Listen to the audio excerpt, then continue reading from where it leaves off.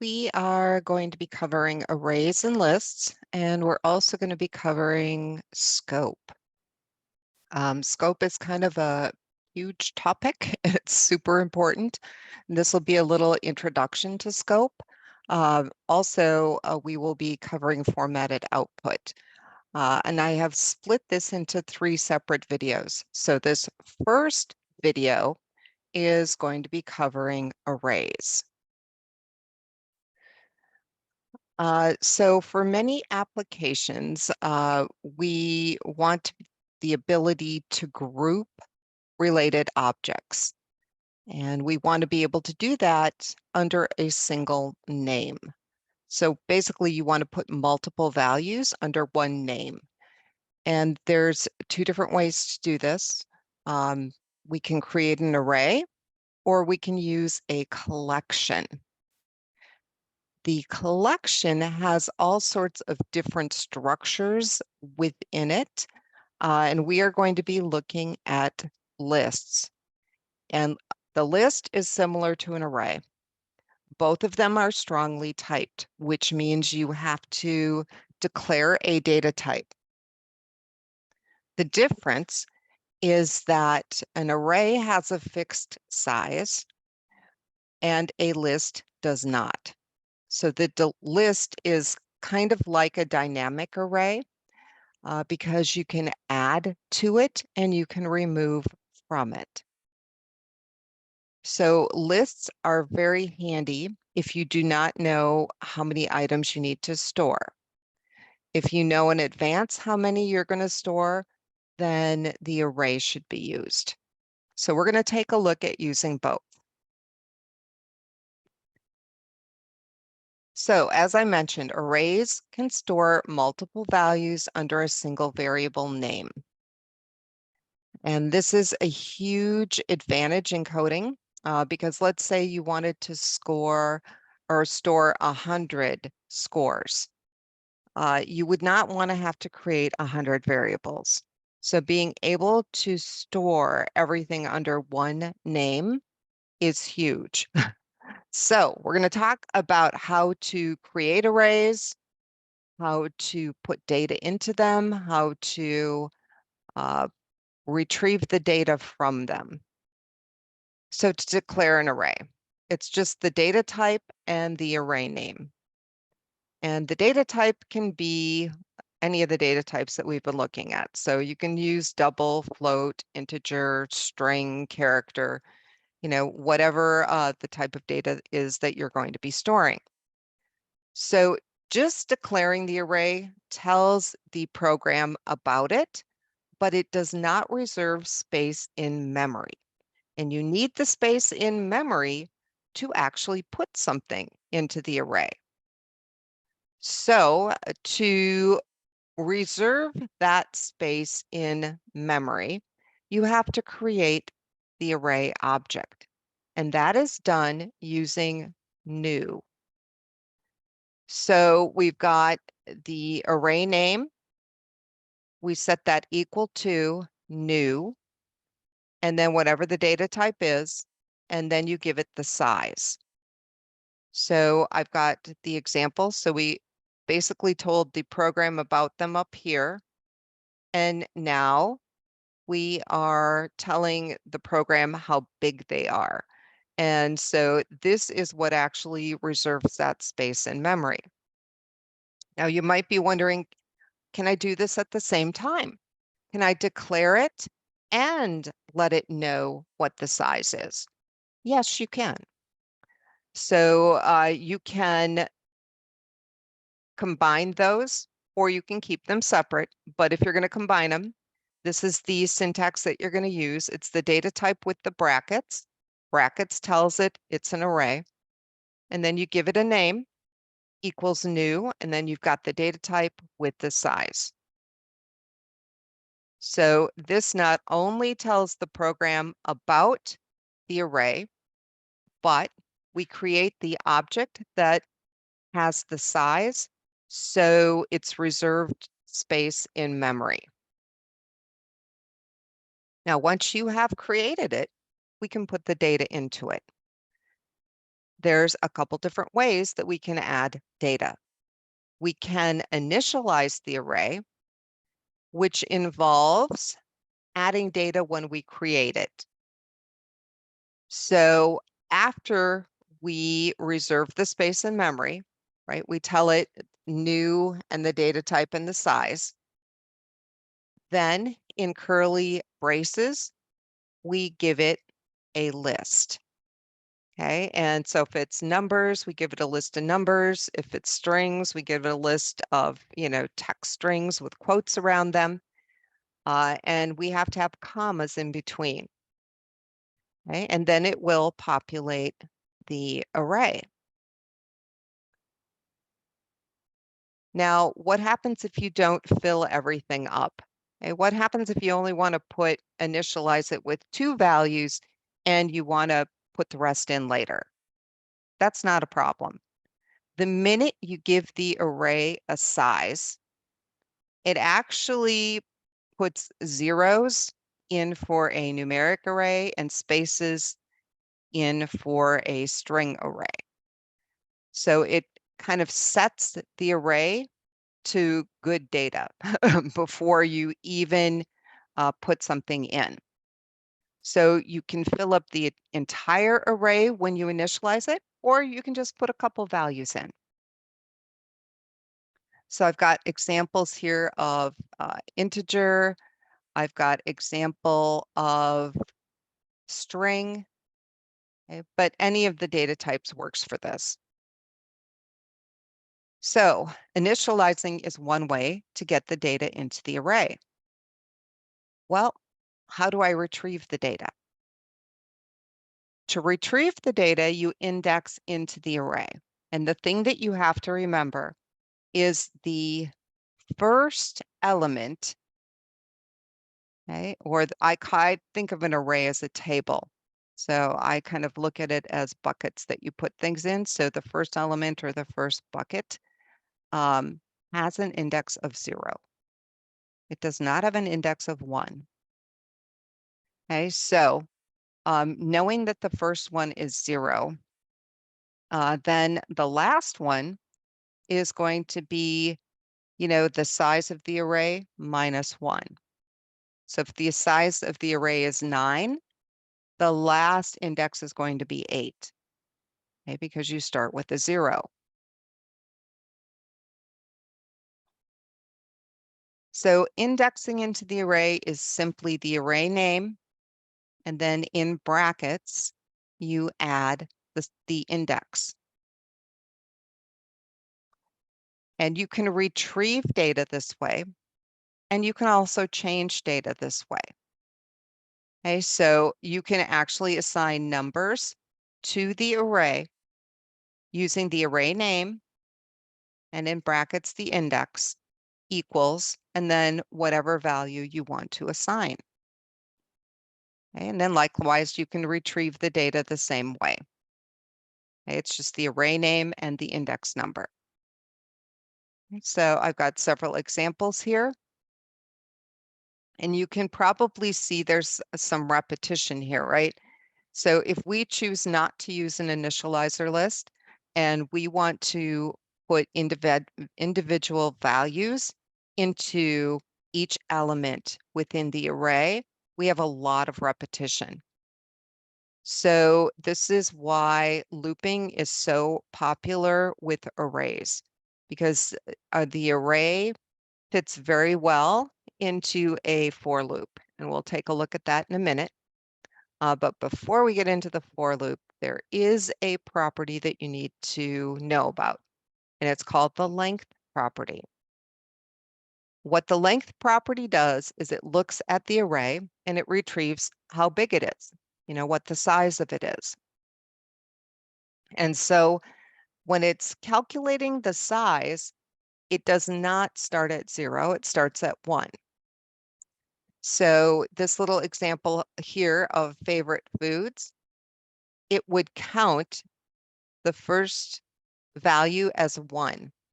And so there's 8 favorite foods. So that would be what favorite foods.length retrieves.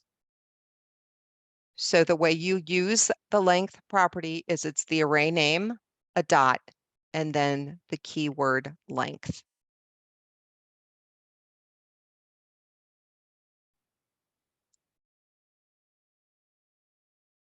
To retrieve values or even to set values in arrays, looping works perfectly because you know the size.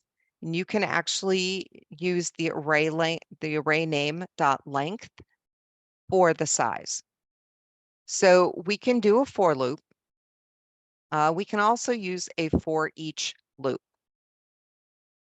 The for each loop doesn't require a counter. It automatically goes through every single element. So I will show you that in a minute. The for loop, which you guys are already familiar with, is set up the same way that we've used it in the past, where we have a counter, and we've been using I equals 0. Okay, I short for index, just in case you're wondering. And then the condition that we're going to check here is I less than the array, which is favorite foods, dot length. And then each time we go through the loop, it's going to add 1 to I. Okay, and we said there was 8 items in this array. So how this is going to work, the first time through, it's going to index into favorite foods at position 0 and write it to the console. So it's going to write pizza. Okay, then I goes up by 1. Okay, and so now it's going to retrieve favorite foods 1. Okay, and that is tacos. And it's going to display that to the console. Okay, then I is increased again. And so now I is the number 2. So it's going to retrieve favorite foods 2, which is Greek yogurt. Okay, it goes through again. Now I is 3. It's going to retrieve favorite foods 3, which is ice cream. Okay, and it's going to continue doing that until it gets to the last item. So when it gets to lasagna, okay, this is favorite foods with I set to 7. Okay, it's going to display lasagna, and then it's going to come up here and it's going to change I to 8. Well, 8 is not less than 8. So at this point, our condition tests false and it falls out of the loop.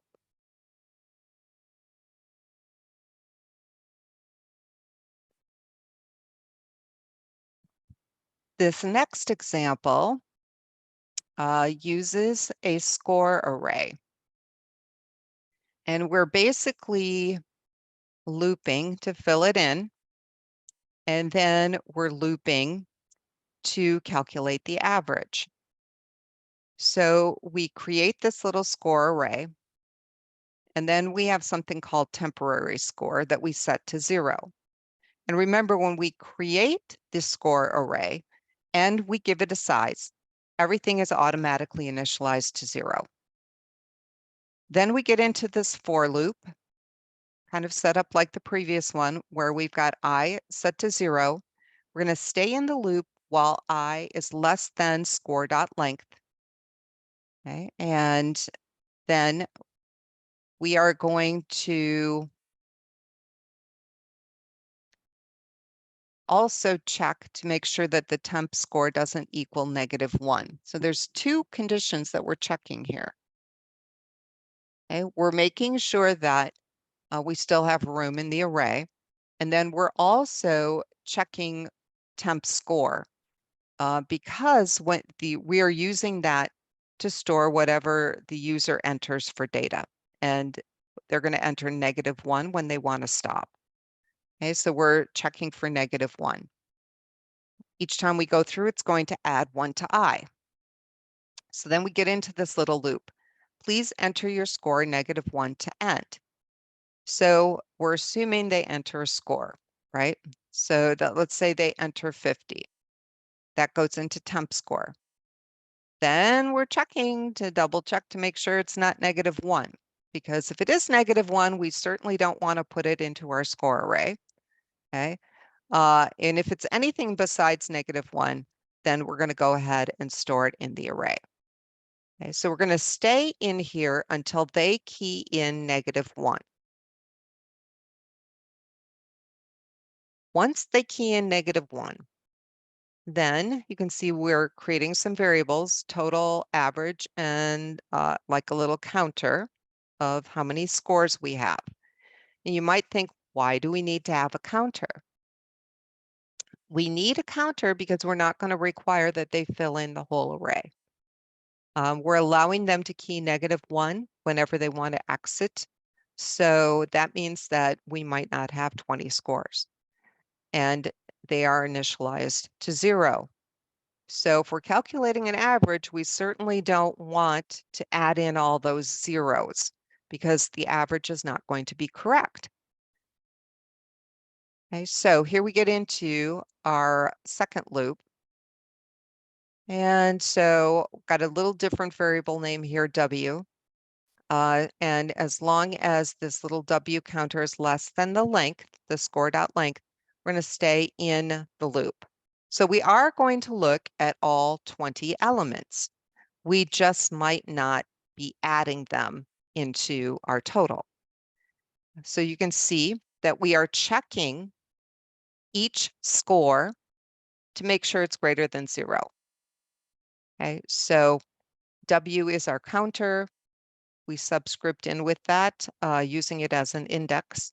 And as long as it's greater than 0, we are adding the value to our total, and we are increasing the score count. So we're keeping track of how many had numbers in it. That's what score count is doing. And the ones that have the value, we are adding into the total. Once it's done, we are using that total that we calculated and the score count, the number that had values in them, to calculate the average, and then we're printing out the average. So you can actually watch this one run. Actually, any of these, you can just simply copy them, paste them into Visual Studio.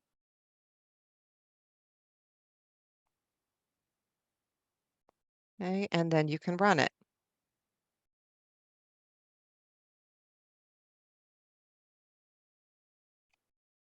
Okay, so now I'm in that score entry loop. Okay, so I'm in this little section here, and I'm going to go ahead.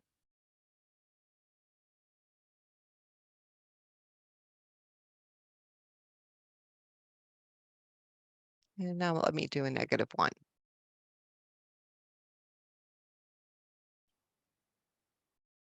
Okay, so you can kind of see how that works.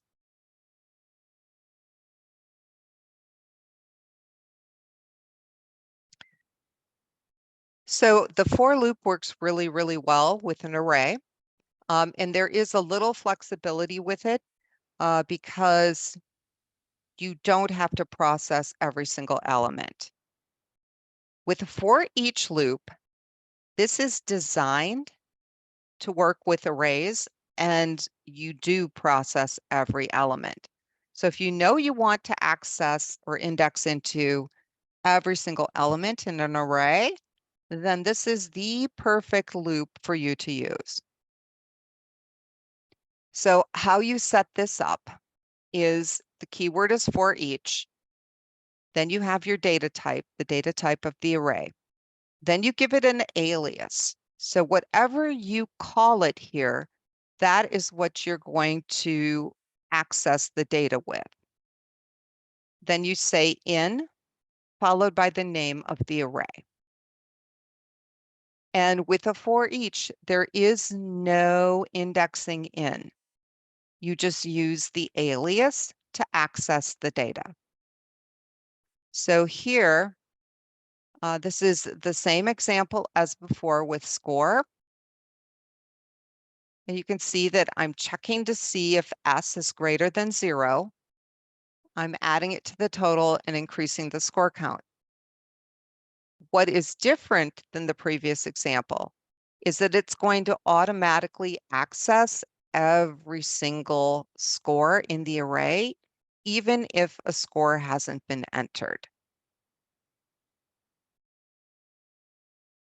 Okay, so here is the same program.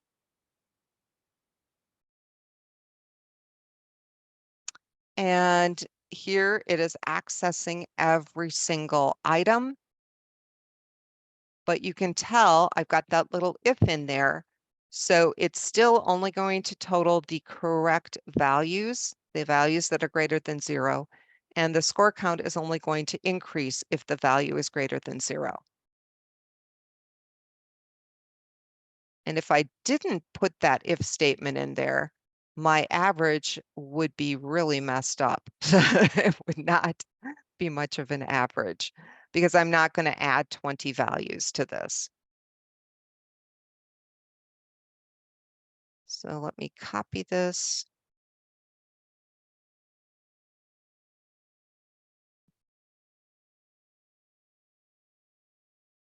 And when it runs, it's going to look just like the previous one.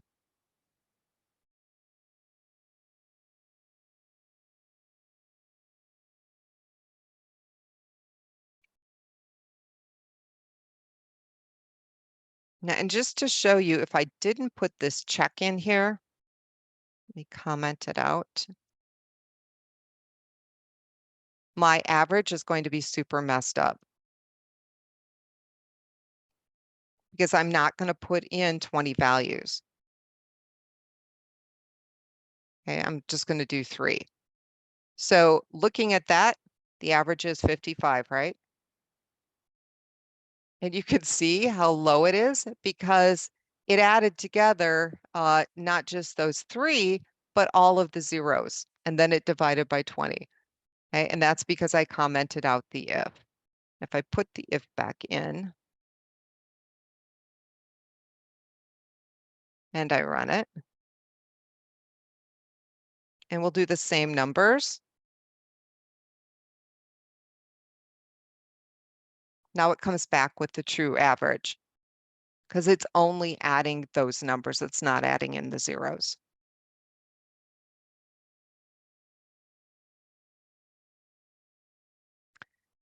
Passing arrays to methods. This works the same as passing other variables, but in the method signature or the method header, the first line of the method, you have to include the brackets after the data type. That is what tells the program that it is an array. So here's a little example. And we'll copy this, paste it in here. In this little example, how many items would you like to enter? We are retrieving the size, and we are using that number to create a string array. And then we're calling a fill string method, and we're passing the string array. And then we are returning a string array, and we're just storing that in our string array. So whatever it returns, we're storing it. So here is fill string.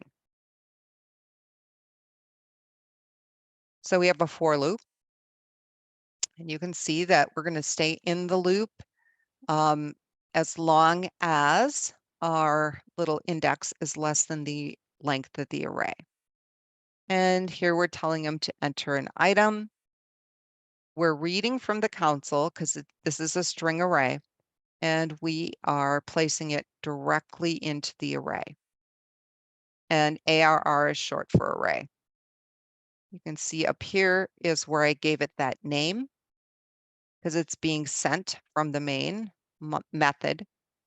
And I'm using the name here to store the new one, and I'm returning it. Where does it return? It returns to the place it was called. And because I am returning an array, this is the return data type. Because I'm returning an array, we have to store it in an array. So at this point, it's filled in. And now I'm going to call print string. And I'm passing that, the array, printing out some headings, and then I do a for each.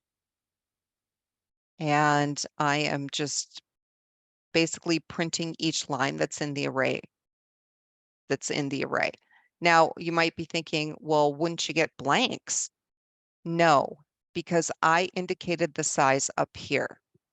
Okay, I let the user input how many they wanted to add. And then when we filled in the array, they had to fill in that many items. So down here, when I print it, I know that it's going to print out those items, and that is why I put it in a for each.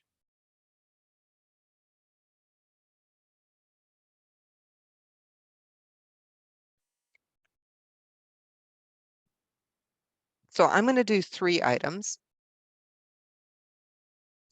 And so we'll just list some items here.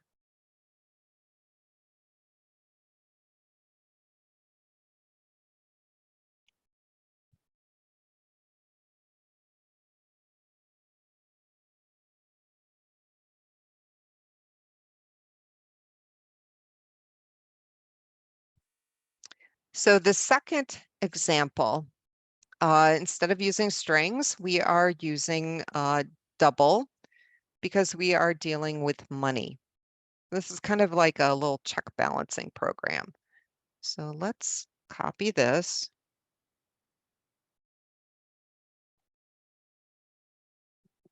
And take a look and see what it does. So we're asking for a beginning balance, and we're reading that in. And sometimes it is helpful to play computer while you do this. So I opened up Notepad, which I will put over here.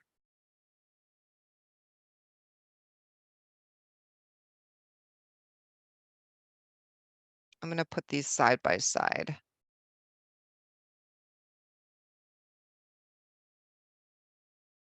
All right, so we've got balance.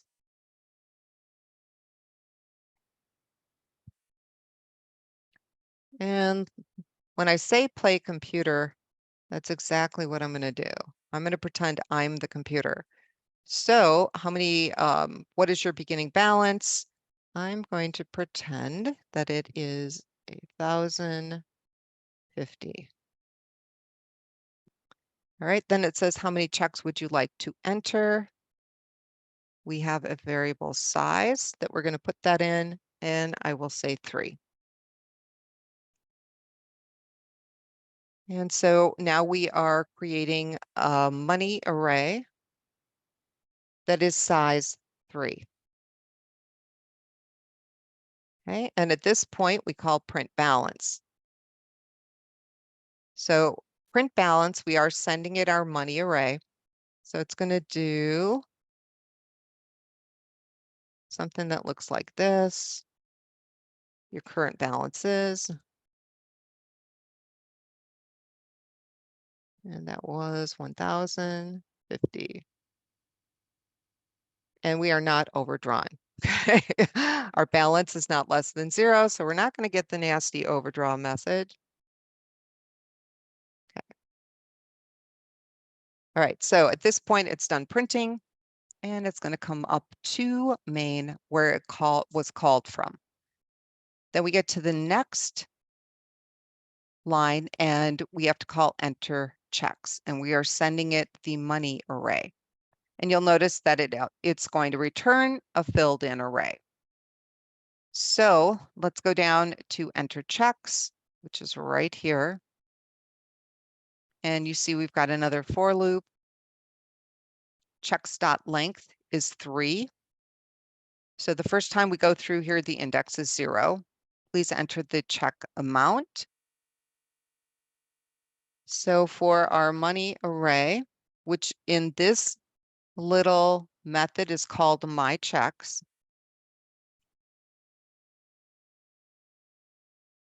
we will enter 100 for the first one.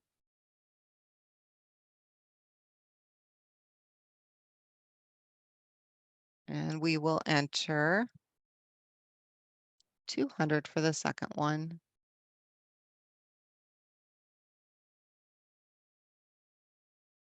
Then for the third one, we'll enter 150. All right. So at this point, we're done with our loop. We're going to go down to return my checks. So that my check filled in array gets returned to where it was called from. And we're placing that array into the money array. So our money array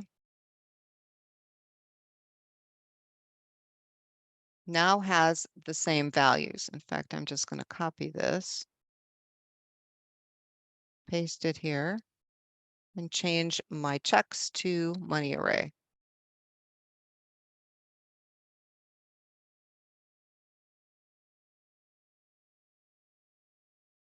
Because now they have the same values. All right, so then we go to balance. We're going to calculate a new balance. This is a method. We have to send the current balance and our money array. Okay, and then it's going to return a balance. So we come down here. The balance that we're passing is going to be called BAL. And we know that that has 1,050 in it. And then our little money array is going to be called my money. So not only are we passing balance, but we are passing the array as well. And so now it's called my money.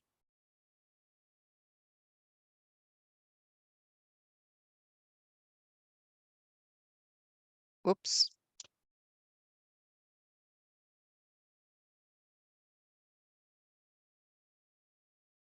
All right, so that is what is coming into the calc new balance method. Now in this method, we are declaring total checks.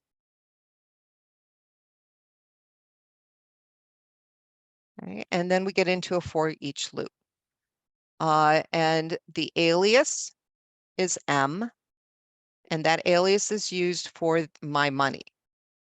So when we are adding M to total checks, what is happening? The first time through, it's accessing 100, and so total checks is 100. Second time through, it's accessing 200, we're adding that in, and now total checks is 300. And then the third time through, we're adding in the 150, so it's 450. Okay, and at that point, we are done with our little loop. It's going to write out your total checks written equals 450 or 450. Now it's supposed to return the balance, okay, because we brought the balance in. So what it's going to return is the balance minus the total checks. So 1,050 minus 450 is what is returning up here. So I believe that's 550. Okay, so it's returning 550 here and storing it in balance. So now in our main method, balance is 550. And then we print that out.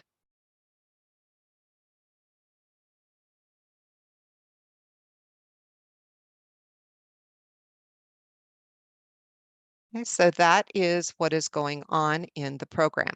I do think playing computer like this is super helpful when you're first learning because it helps you think like the computer thinks. Okay? And you write down the variables and what the values are, and it will help you process through the logic.